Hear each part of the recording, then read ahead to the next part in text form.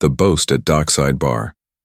The outer rim station always carried the smell of metal and recycled air, and on that night the Dockside Bar was full of noise and haze from strange incense burners that traders brought with them from distant worlds. The patrons came from every corner of the galaxy, and the bar was always the first place they gathered after unloading cargo or finishing long shifts. A storm of voices filled the room, but one voice rose above them all, the voice of a mercenary with green scales that shimmered in the dim light as he leaned back on his chair and lifted his mug high. He laughed loud enough to rattle the bottles behind the counter and told anyone who would listen that he had survived Earth itself, the cursed world of death and madness, and he said no creature alive could compare to him because he had walked where even gods would not dare. Around him the crowd chuckled, some in awe and others in disbelief, because Earth was a place whispered about in frightened tones, a place most sane travelers never went near. The bartender behind the counter cleaned a glass with calm hands and said nothing at first, just watched with quiet eyes that held more weight than his plain clothes suggested. He was a broad-shouldered man with steady movements, and his hair was streaked with gray, though his face was calm and unreadable. He placed drinks in front of regulars, asked the usual questions about their hauls, and all the while listened to the mercenary who could not stop shouting about his own glory. The mercenary slammed his claw on the table and declared that he had hunted beasts larger than shuttles in the forests of Earth, that he had fought storms that could peel the skin from his bones, and that he had stared into the eyes of humans and made them fear him. He said the humans were soft beneath their bravado, fragile and desperate, and that he alone had returned alive to tell the tale. The patrons leaned closer, their eyes bright with the hunger for stories, because stories of Earth always carried a strange pull. Some looked to the bartender as if expecting him to argue, but he only raised an eyebrow and asked the mercenary what part of Earth he had seen. The mercenary squinted as if the question was too small for his mighty tale, and he waved his hand saying it did not matter which part, because all of Earth was the same, wild and untamed. The bartender nodded slowly and poured him another drink, sliding it across the counter with steady hands. His eyes, however, did not leave the mercenary's face, and for a moment it was as if he measured every word and every gesture. The mercenary drank deep and wiped his mouth with the back of his scaled hand. Then he leaned forward to describe the way human soldiers had tried to capture him in their forests. He said they used traps and fire and even beasts they called hounds, but he outsmarted them all. He said humans had the eyes of predators, but lacked the heart to finish a fight. A murmur went through the crowd because most new stories of humans told a different tale, one of stubborn fighters who would never quit. The bartender let the noise build before asking again, in a quiet voice, what the name of the forest was. The mercenary laughed nervously and said names were meaningless when death clawed at your throat, and he waved the question away. Still the bartender said nothing more, only polished the same glass until it shone in the low light. The night grew older and more ships docked, bringing more listeners to the table. The mercenary stood now, moving around the bar as if it was his stage, his armor scarred and dented from battles fought who knows where, and his voice echoing against the metal walls. He called himself the survivor of Earth, the breaker of humans, the one who tamed the wild planet. And though many watched with wonder, there were a few who began to shake their heads quietly. The bartender served drink after drink, but in his mind he marked every slip in the story, every detail that did not match what he knew. And though no one in the bar noticed, his hands never trembled once. He was only a bartender in their eyes, but his silence weighed more than the mercenaries' shouting. And by the end of the night, some patrons had stopped laughing, because they could sense there was something else in the air, a tension coiled like a spring waiting to strike, tales of Earth and hidden checks. The mercenary returned to his chair as the night deepened, his heavy frame bending the metal seat and his scaled claws drumming a rhythm on the table. He demanded another drink, and the eyed bartender brought him a tall glass filled with amber liquid that caught the light from the neon strips above. The mercenary lifted it high again and told the crowd that he had drunk rivers on Earth, that their waters were poisoned and yet he lived, that their fruits were laced with venom and yet he ate, and that their storms carried fire that could burn through the strongest hulls, and yet he stood beneath them laughing. Each word spilled like fire into the minds of the listeners who sat with wide eyes, though some shifted uncomfortably, for the story felt too large to hold steady. The bartender poured another drink for a waiting miner, and then leaned against the counter, asking in a calm voice how the mercenary had managed to breathe Earth air since every spacer knew it was thick and heavy and burned the lungs of those not adapted. The mercenary grinned with sharp teeth and said he had trained in low-atmosphere worlds before, that his chest was stronger than steel, and that nothing could choke him. He drank from the glass in one swallow, but as the liquor burned its way down his throat, his eye twitched for a moment, almost too fast to notice, yet the bartender saw and stored it away quietly. The bartender moved on to serve a group of traders, but he kept glancing back to the mercenary. When he returned, he placed another drink in front of him, a clear liquid this time, and asked if the mercenary had ever met Earth's oceans, for many whispered that the seas of Earth were deeper than imagination and filled with monsters that could swallow a cruiser. The mercenary roared with laughter and pounded the table as he declared he had swum in those oceans with nothing but a blade, and that he had slain a creature with eyes the size of moons. He lifted the clear drink and gulped it down, slamming the glass back to the table, but the bartender only nodded slowly and turned away to wash more dishes. He had mixed the drink with a rare fruit essence known to cause dizziness in those who lacked human resistance, and though the mercenary still sat tall, his pupils widened in ways that betrayed the truth. Patrons laughed and clapped at the tale, asking for more, and the mercenary basked in the glory of their attention, unaware that the bartender's quiet questions carried more weight than applause. The mercenary leaned forward again and told the story of human soldiers chasing him through jungles so dense that light never reached the ground. He claimed he set traps of his own, that he left humans dangling from trees as he walked away victorious. The bartender asked gently what the trees looked like, and the mercenary shrugged, saying they were just trees, green and brown and twisted.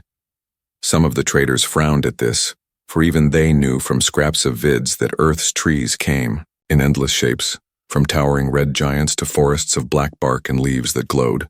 The mercenary waved it off and called the details unimportant, saying only survival mattered.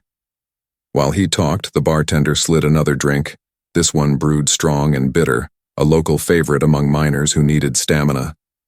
He watched the mercenary sip it, watched his throat tighten as if fighting the taste, and saw the flicker of irritation in his eyes. He asked if the mercenary had ever tasted Earth's native drinks, if he had sampled their fermented brews or their roasted beans that kept soldiers awake for days. The mercenary sneered and said human drinks were weak compared to galactic spirits, that he had drunk them only to mock their makers, and again, he raised his voice so all could hear. But in that moment, a hush had fallen among some listeners who felt the crack in his tale. They glanced at the bartender, who only smiled faintly and kept the drinks flowing, but in his mind he noted every inconsistency, every false boast, and he knew soon the mercenary would stumble into a slip too large to hide. The night grew thick with heat, and the murmur of disbelief grew louder, but the mercenary only grew more defiant. He stood again, arms wide, and declared that he alone had conquered Earth, that he had left it standing because he was merciful, that he could crush humans but spared them out of pity. Some laughed, but others shook their heads. The bartender caught the eye of a trader who had lived near human colonies and saw the man raise a brow in quiet amusement.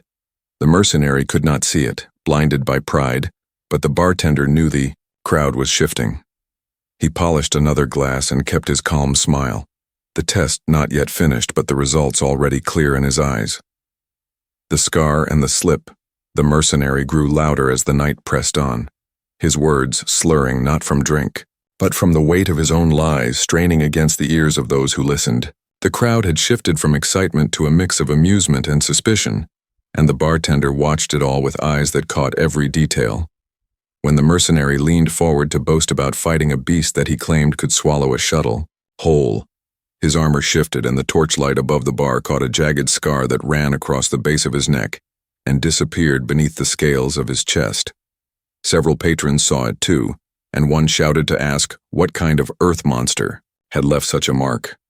The mercenary hesitated, his mouth opening and closing for a moment before he threw back his shoulders and claimed it was from a serpent that lived in the swamps of Earth, a serpent whose bite dripped venom hot enough to burn stone. The bartender set down the glass he was cleaning and leaned closer with the calm of a man simply curious, asking softly what swamp it had been, what land it had lived in, because he had heard humans had cataloged every swamp on Earth and none matched such a creature. The mercenary waved his hand angrily and said it did not matter, that the fight itself proved his strength, and he pressed his claws against the scar as if to draw pride from it, yet his eyes flicked nervously across the faces staring at him. The bartender said nothing more but reached beneath the counter and brought out another drink, darker than the rest, a miner's blend that was strong enough to burn the throat but brewed with herbs that dulled pain and sharpened memory. He slid it across the bar and the mercenary caught it, gulping it down without thought, but the effect showed quickly as his expression clouded. He began telling another tale, this time about a human settlement he had attacked, how he claimed to have crushed their defenses and forced their warriors to scatter. But his words stumbled as he described the place. He said their walls were built of steel, yet any who knew human colonies knew they often built with concrete and stone reinforced with steel, rather than pure metal. He said their weapons were primitive and fired slow, but even the most distant traders had heard of human rifles that could fire faster than most alien guns. The bartender tilted his head, drying another glass slowly, and asked with a quiet smile if he remembered the insignia of the soldiers he fought, for humans marked everything with flags and emblems.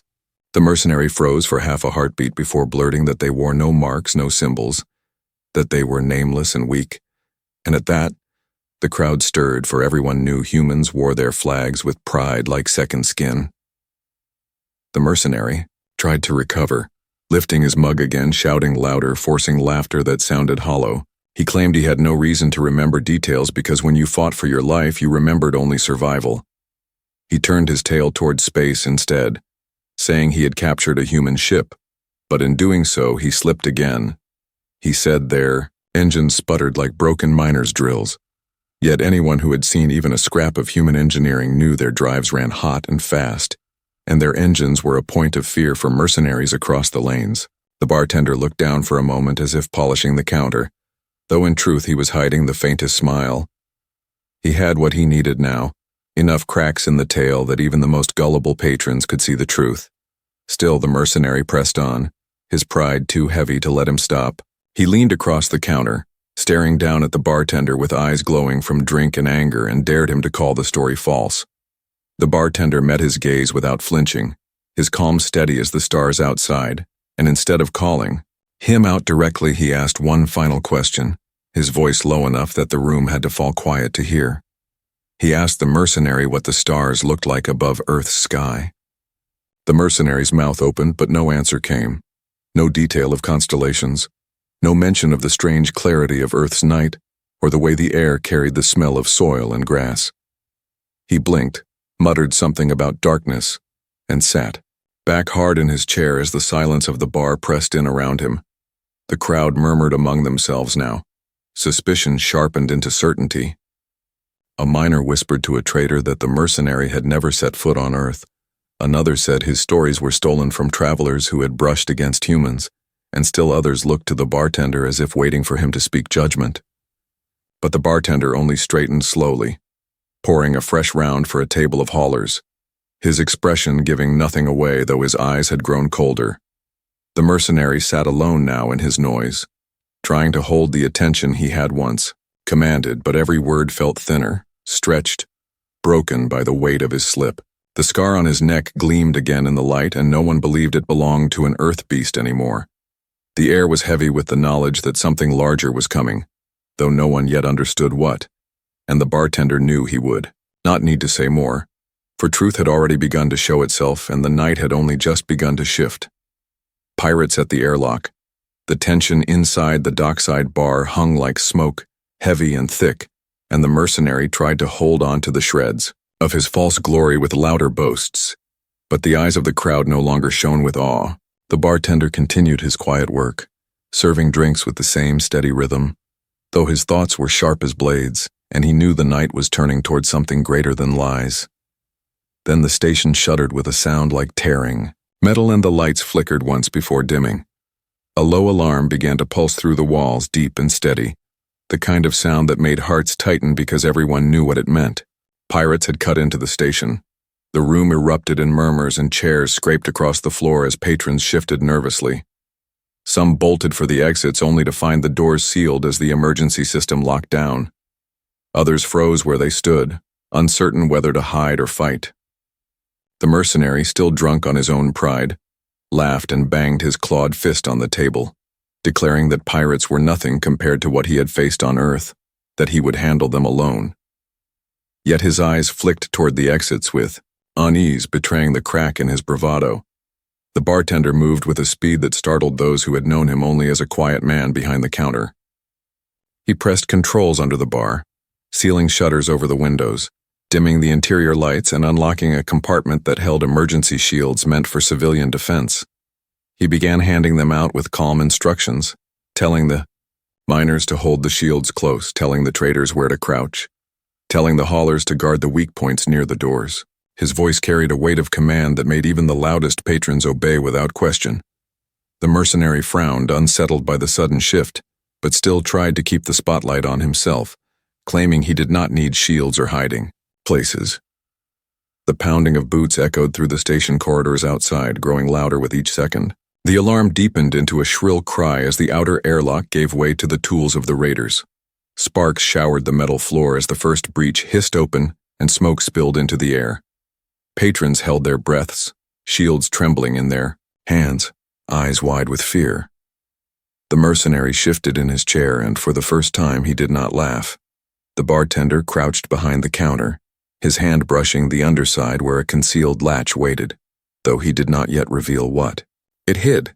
Instead, he raised his head and called for silence, his voice calm but strong enough to cut through the fear. When the blast door buckled and fell inward, the raiders stormed through with weapons raised, snarling behind masks of metal. They fired into the ceiling to scatter the crowd and shouted for valuables, for slaves, for anything of worth. The patrons cowered behind their makeshift defenses, but the bartender moved like a man who had done this 1,000 times before. He signaled with his hand, and 2 miners shifted their shields to block the line of fire. Then he guided a trader and a hauler to push overturned tables into barricades. The mercenary stood frozen, claws flexing but body stiff, his boasting silenced at last by the cold truth of danger. The pirates spread across the room, laughing cruelly, their leader a tall figure in crimson armor who demanded tribute or blood. He pointed at the mercenary, mocking him as a fine specimen to sell, and the mercenary bared his teeth but stepped back instead of forward. The bartender's eyes narrowed as he took in every angle, every weapon, every opening. He leaned low and whispered to those nearest him to stay down, to trust him, to follow his words. They obeyed without question, because in that moment his calm steadiness was stronger than the raiders' noise. The station shook again with distant blasts, perhaps more raiders boarding elsewhere, perhaps security failing to hold them back. Fear grew thick enough to choke, but the bartender's face did not change. His eyes flicked toward the mercenary one last time, seeing the fear buried under false pride, and then he turned to the breach with a resolve that no one in the bar yet understood. For the first time that night, the mercenary fell silent, and the room seemed to understand that the man behind the counter was not just a bartender. Something waited behind his stillness, something none of them were ready for, and the pirates had no idea what kind of storm they had just walked into. The reveal. Behind the counter, the pirates thought they had found easy prey. Their weapons glowed in the dim light, and their voices rose with threats as they advanced into the dockside bar. Patrons huddled behind overturned tables and makeshift shields, eyes wide, hearts pounding. The mercenary stood half hidden in the corner, his claws twitching but his courage fading now that real danger had arrived. The leader in crimson armor barked orders to his crew, pointing at the civilians as if they were nothing more than goods, to be catalogued. He promised pain if they resisted, promised chains if they obeyed, and the pirates laughed as they spread out across the room. The bartender had not moved from his place behind the counter, but there was no fear in his face.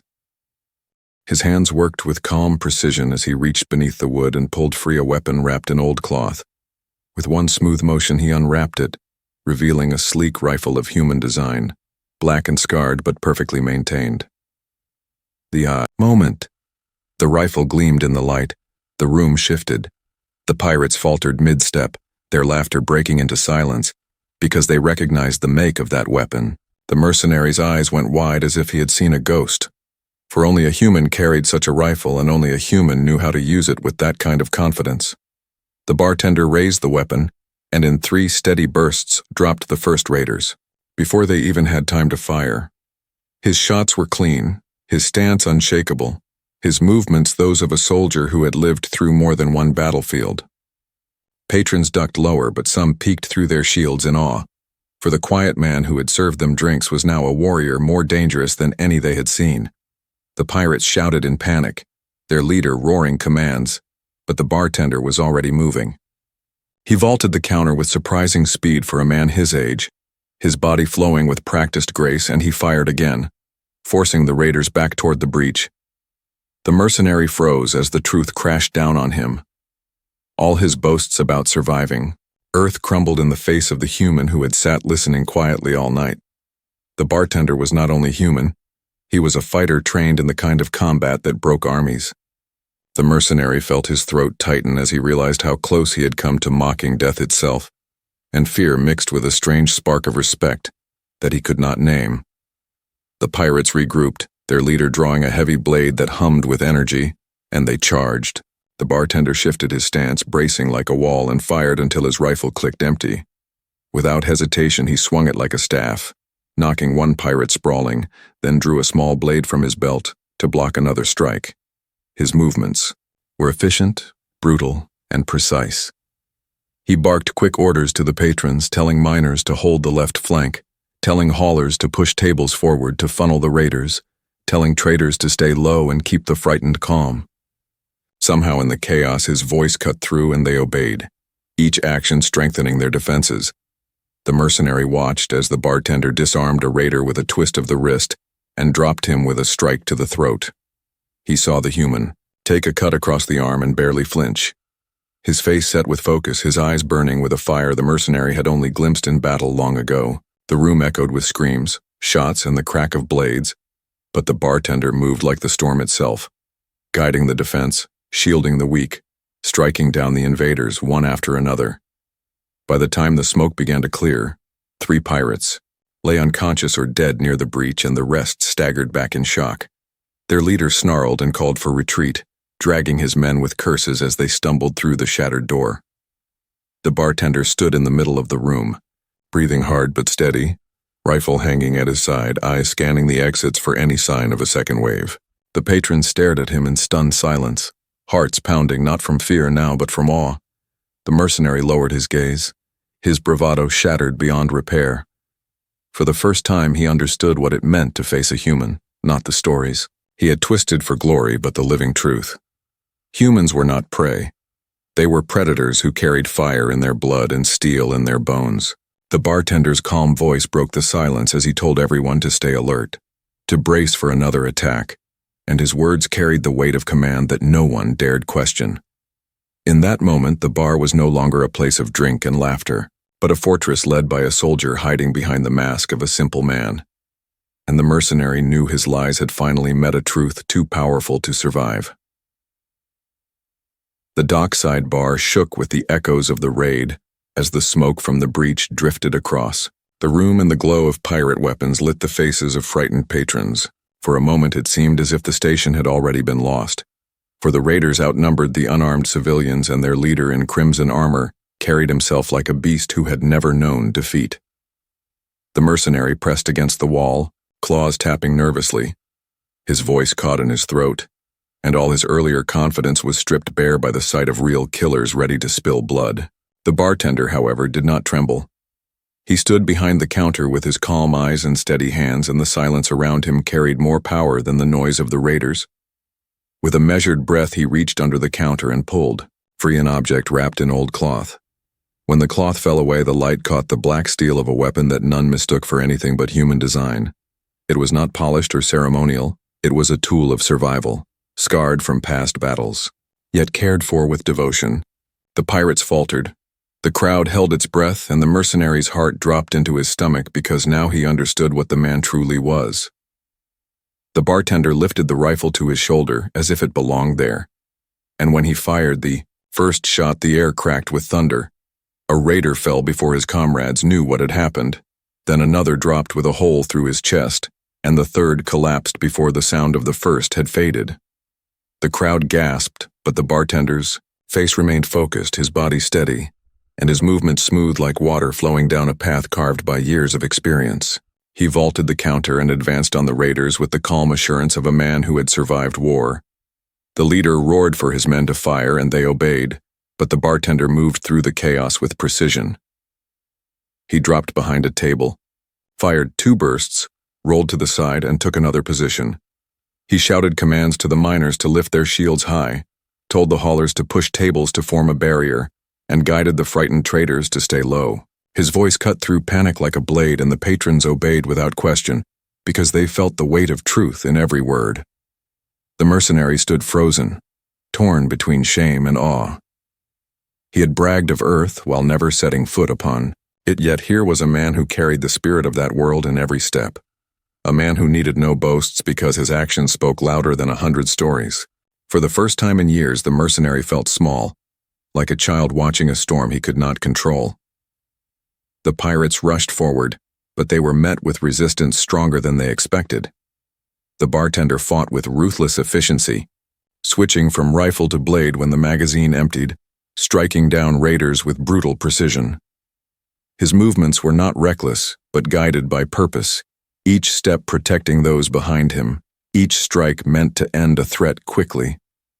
A cut across his arm drew blood, but he did not falter, his jaw set like stone, his eyes burning with the fire of survival. The leader in crimson armor charged with a humming blade and swung hard, expecting fear, but the bartender met him with steel in hand and parried with the force of a man who had lived through worse. Sparks flew as their blades clashed, the sound echoing across the room, and the patrons watched with wide eyes as the battle unfolded before them. The leader pressed with fury, but the bartender's calm never broke. He shifted his stance, turned, the strike aside, and drove his fist into the raider's mask, sending him stumbling back. The remaining pirates wavered, their courage draining as they watched their leader fall to one knee before a man they had dismissed as nothing more than a civilian. The bartender pressed forward, his voice booming across the bar as he told them to leave if they wanted to live. His words carried such authority that even the most hardened raiders hesitated. They began to retreat, dragging their leader with curses, and the breach that had brought fear now became their escape. When the last pirate vanished into the smoke, silence filled the room except for the labored breaths of the survivors. The bartender lowered his weapon slowly, scanning the room to make sure no threat remained. His chest rose and fell with the rhythm of battle, but his eyes softened when he looked at the patrons who stared at him in awe. He had revealed himself, not through words but through action, and the truth of what he was could not be denied. The mercenary sank into his chair, his claws curling against the table. He could no longer cling to his false tales, for he had seen with his own eyes what it meant to face a true human. And in that silence he realized that his lies would never hold power again. The battle spreads beyond the bar.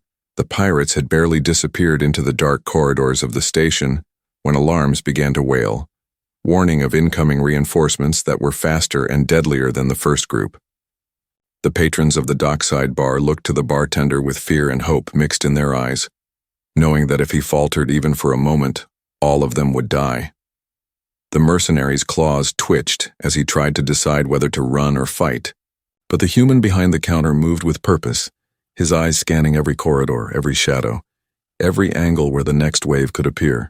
He barked instructions in calm, precise commands, telling civilians to take cover in safe zones, telling miners to prepare makeshift barricades, and telling anyone able to carry a weapon to arm themselves and stand ready. The mercenary could not help but follow silently, his pride crushed but curiosity growing as he watched the human orchestrate the defense like a general directing a battlefield he had known intimately. The first of the reinforcements arrived through the shattered doors, charging with weapons that hummed with energy and claws sharper than knives. The bartender moved like liquid, dodging the initial volley of shots, firing with the rifle that seemed almost like an extension of his own body, and cutting down one attacker after another. He vaulted over debris, kicked a fallen raider out of the way and rolled into cover with the fluidity of someone who had lived through wars that no one else could imagine. The mercenary froze in awe, realizing that the stories he had told of humans as fragile creatures were lies he had believed himself. For this man moved with speed, precision, and strength that rivaled any alien warrior he had ever encountered. As the fight spread into the hallways of the station, the bartender led a counterattack. He pushed the raiders back with controlled bursts from his rifle, then drew twin blades from under his coat, slashing with skill and force that left a trail of incapacitated enemies in his wake. Civilians who had been cowering behind crates and tables now followed his lead, armed with whatever they could grab, and the human guided them to flank the raiders, using every weak point of the station to trap and disarm the attackers. The mercenary followed reluctantly, helping when he could but constantly aware that no matter how skilled he was watching a predator in his element, a human who had survived challenges that would have killed entire battalions of his own kind. The battle escalated, and reinforcements came faster than expected. The bartender's voice rang out, shouting orders to civilians, to the wounded, to the few allies who had dared to stand. He moved through the chaos like a phantom, his blades flashing, his rifle firing, his calmness unwavering even as the station shook with explosions and the screams of wounded pirates. The mercenary found himself saving a young miner from a falling beam, and realized that he had not felt fear like this in years, but he was inspired instead by the human's courage, and by the way the bartender never hesitated, never doubted, and never faltered. Hours seemed to pass in minutes as the human led the fight, retreating only to lure the raiders into traps that he had set in advance, guiding civilians to safety with gestures and short commands, and striking down any pirate who dared to threaten them. The mercenary noticed that his own heart had changed. He had started to admire the human not only for his skill, but for his bravery, for his unshakable resolve, and for the way he valued life even while fighting death. The human did not fight for glory, did not boast. He simply acted with purpose and efficiency, and that made him terrifying and inspiring at the same time. By the time the last reinforcements were pushed back into the corridors and silence fell over the dockside bar and the hallways of the station, the human was standing at the center of the room, his chest rising and falling steadily, his weapons lowered but ready, and his eyes scanning for any remaining threat. The mercenary sank to his knees, exhausted but filled with a new understanding, knowing that he had witnessed something he could never have imagined. Humans were not prey. They were warriors, strategists, survivors, and predators all at once, and the bartender who had seemed ordinary was the living proof of that truth. The patrons of the station slowly emerged from hiding, their faces a mixture of relief and awe, and the mercenary remained on the floor, staring at the human with a mixture of respect, fear, and something like hope, because he had seen the power of humanity firsthand, and he knew nothing would ever be the same again. The final stand and truth revealed. The corridors of the station were filled with smoke and the scent of scorched metal, as the last pockets of raiders regrouped, wounded but still dangerous, and determined to finish what they had started. The patrons of the dockside bar huddled behind tables and crates, their eyes wide with fear and hope, because the human behind the counter had already proven he was capable of facing death without flinching, but even they knew that this wave might be the end if the odds were too great. The mercenary stayed close to the human, his pride replaced by awe and a strange sense of loyalty he had never felt for anyone before. He watched as the bartender scanned the hallways with calm, calculating eyes, his fingers brushing the triggers of his weapons as if they were extensions of his own body, ready to strike without hesitation. The raiders surged forward, shouting and swinging their energy weapons, but the human moved first, darting into the corridor like a shadow, rifle firing in bursts that dropped enemies before they could react, his blades flashing in deadly arcs that left stunned and incapacitated foes in their wake. Civilians, inspired by his bravery, took up positions and followed his orders, pushing barrels into choke points, setting traps, and helping the wounded to safety. The mercenary found himself protecting a traitor with a child clinging to her side, blocking an attack he would have ignored before, and he realized that his understanding of humans had changed forever. As the battle intensified, the leader of the raiders, emerged from the smoke, his armor battered but intact, his glowing eyes burning with fury. He raised his weapon and roared, expecting to strike fear into the hearts of the defenders. But when he saw the human stepping forward calmly, unafraid, his confidence faltered. The bartender spoke, his voice cutting through the chaos, demanding surrender and warning that any attack would be met with swift justice. The leader laughed, a hollow, arrogant sound, and charged, energy weapon raised, and the human met him head-on with steel and courage that no one could have predicted. The clash was violent and fast, a dance of strength and skill as the human dodged and countered with unmatched precision. Sparks flew from the raider's weapon as it met the human's blade, and each strike seemed to carry the weight of years of survival, training, and instinct. The mercenary watched, unable to move, as the human fought not for glory, not for revenge, but simply to protect those who could not protect themselves. And each swing, each movement revealed the truth he had been blind to for so long. Minutes felt like hours as the two clashed, the human taking a hit that would have killed a lesser being, but he pressed forward, eyes blazing with determination. The leader faltered for a moment, surprised that his weapon could not overwhelm this opponent, that every strike was met with counter, every attack anticipated. The mercenary realized that the human had something no alien had, no mercenary had, the combination of will, courage, instinct, and unbreakable spirit.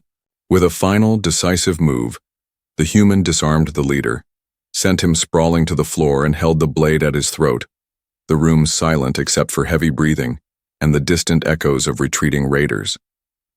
The leader of the raiders glared, humiliated and defeated, and the human lowered his weapon, giving the choice to flee or surrender. The man knew the fight was over, not through strength alone, but through strategy, precision, and the unshakable confidence that he would protect those who depended on him. Civilians cheered quietly, terrified but grateful, and the mercenary knelt on the floor, acknowledging silently that he had been wrong about humans and that he had witnessed something extraordinary. Finally, the human turned to the mercenary, his expression calm but intense, and spoke in a low, firm voice, revealing the truth the mercenary could never have guessed. He was not just a bartender. He was a survivor of Earth's harshest training, a soldier who had faced death countless times, and every story of survival, every tale of bravery, every instinctive move was the proof of what humans were capable of. The mercenary felt a shift inside him, a mix of fear, respect, and admiration, knowing that he had encountered a force beyond reckoning, and that his own life had changed because of it. The station was quiet now, the smoke settling, the wounded being helped, and the patrons looked at the human with awe and gratitude. The mercenary rose, shaken but enlightened, and for the first time he understood why humans were feared, respected, and underestimated all at once. The bartender cleaned his weapons, his eyes softening as he looked at the people he had saved, and the mercenary realized that he had been witnessing the truth all along. Humans were not fragile. They were predators, protectors, and warriors, and the legend he had doubted was alive and standing right in front of him. Humanity revealed. The dockside bar was silent now, except for the crackle of fading fires and the groans of those who had survived the chaos, and the mercenary stood still, his pride gone and replaced with awe as the human bartender moved among the people checking for injuries, calming them with words that carried authority and warmth that no alien could ever produce, and the patrons looked at him as if he were a hero from legends they had only heard in stories, because his actions had saved them from death, from a force they had believed unstoppable. And the human did not boast or celebrate. He simply did what needed to be done, with quiet confidence and precision that made every movement meaningful and dangerous at the same time, while the mercenary watched and realized he had been wrong about everything he had believed about humans.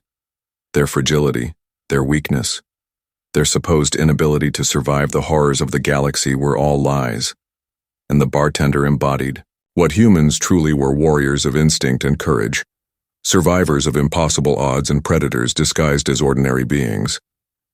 The mercenary approached him slowly, careful not to seem threatening, and asked questions that he had no answers for. Why? Why were humans so strong? Why did one man accomplish what hundreds of his kind could not? And the human looked at him with a calm expression that hid countless battles, countless scars, and answered, with a voice that was firm and quiet, explaining that humans had learned to survive in the harshest worlds. They had learned to adapt to pain and fear, to turn despair into strength, to fight even when hope was gone. And every step they took was measured, every action deliberate, because they valued life, they valued survival, and they valued those who could not protect themselves. And the mercenary nodded, realizing that he was standing before something beyond comprehension, something that had changed his understanding of the galaxy forever. The civilians began to emerge from hiding slowly, grateful and still shaken, their eyes wide as they looked at the man who had protected them from death itself. And the mercenary helped carry the wounded, offering strength where he could, and in that moment he felt a connection he had never felt with humans before: respect, fear, awe, and something more like reverence, as he understood that the human spirit was not something to conquer, but to witness, to admire. And the bartender moved among them, still calm, still vigilant, ensuring that no threat remained, checking every corner, every shadow, while the mercenary followed silently, knowing he had been defeated not by force alone, but by the unbreakable will of one human. As the sun rose over the spaceport, casting light through broken windows, illuminating the aftermath, the human cleaned his weapons and packed them away, his movements effortless, natural, and commanding, as if nothing had happened yet. Everything had changed, and the mercenary knelt one last time before him, bowing his head in acknowledgement that humans were predators of the mind, body, and spirit, and the world they had underestimated for so long would never forgive them, because they were underestimated no more. And the human looked at him one last time with eyes that carried the weight of battles, survived of friends protected and enemies defeated, and in that gaze was a truth that could not be denied. Humanity was not fragile, humanity was not weak. Humanity was unstoppable. The station was quiet now. The fires died down. The smoke cleared, the people recovered, and the legend of the bartender who was human spread silently through whispers, through awe, through those who had lived to tell the tale. And the mercenary departed knowing he had seen history made, and the galaxy would never be the same, because humans had shown their teeth and their courage in ways the universe had never imagined. And the human returned behind his bar, not as a servant, not as a bartender, but as a symbol of the power of humanity, ready for the next challenge, waiting for the next threat, knowing he would face it the same way he had faced everything else, with courage and cunning and survival in his blood and heart and mind. The end.